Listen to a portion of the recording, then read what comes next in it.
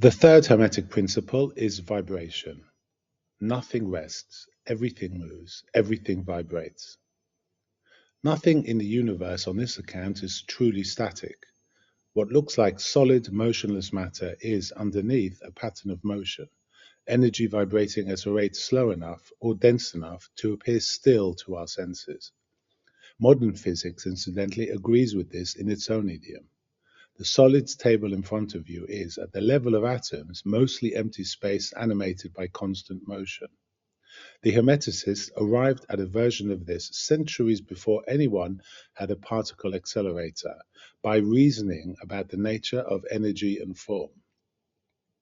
Judaism arrived somewhere strikingly similar, through the doctrine of the Hebrew letters as forces rather than symbols. We touched on this in episode 2, but it deserves its own close look. The Sefer Yetzirah does not describe the 22 letters of the Hebrew alphabet as a passive alphabet, the way we think of the Roman alphabet, as a convenient set of marks agreed on by convention to represent sounds. It describes them as the actual building blocks of creation, each one a discrete channel of divine energy, each combination of letters producing a specific created effect. This is why, traditionally, a Torah scroll is written by hand, letter by letter, with such extraordinary care. A single malformed letter is not merely a spelling error, it is understood as a break in the transmission of a living current. Here is where vibration becomes almost literal rather than metaphorical. The Hasidic masters, drawing on the Zohar and the teachings of Rabbi Isaac Luria, describe the Hebrew word for word or thing, davar, as sharing its roots with the word for to drive or to lead, suggesting that speech is not merely descriptive but propulsive. Words move things, and they describe dibor or speech as the lowest and most externally active of a set of internal faculties, thoughts, then a kind of pre-verbal impulse, then speech, each stage representing a further densification of an inner reality into something that can act on the outer world. The process reads almost exactly like a description of energy stepping down in frequency until it becomes perceptible as physical events. Thought is fast and formless. Speech is slower and takes shape.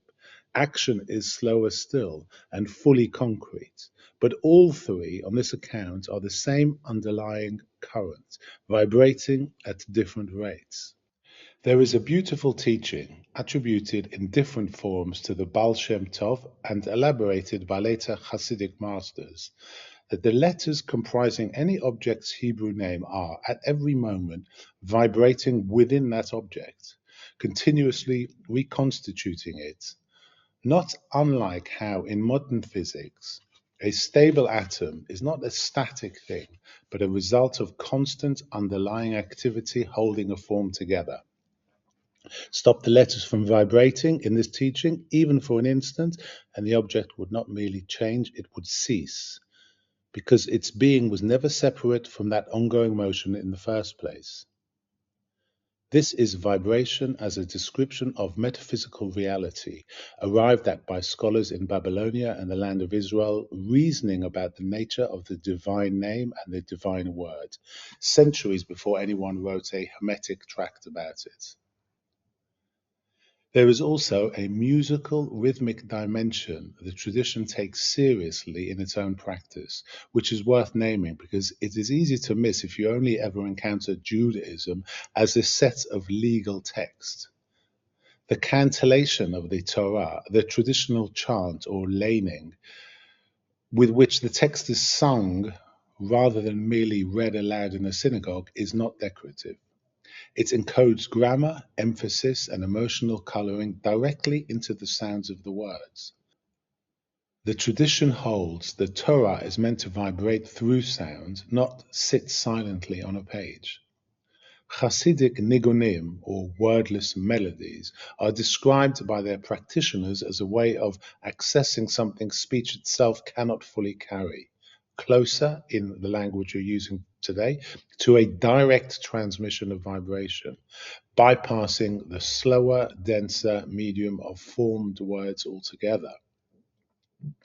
I want to flag something for those of you who have some background in more popular Hermetic or New Age teachings about vibration.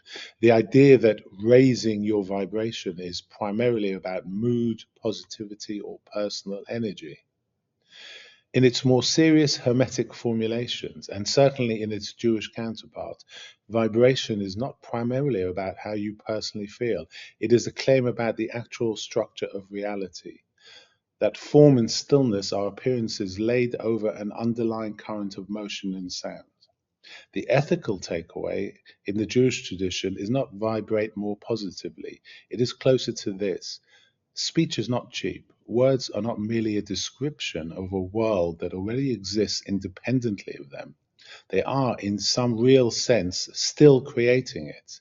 That is why the tradition treats lashon hara, or harmful speech, as one of the most serious offenses on the books.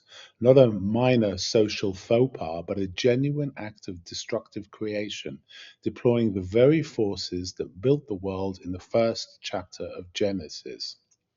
In the next episode, we're going to discuss the principle of polarity, the Hermetic teaching that opposites are, at bottom, the same thing at different degrees, and its striking parallel in Chesed and Gevurah, kindness and severity, the two arms of the divine personality that the Kabbalists say every human being carries within.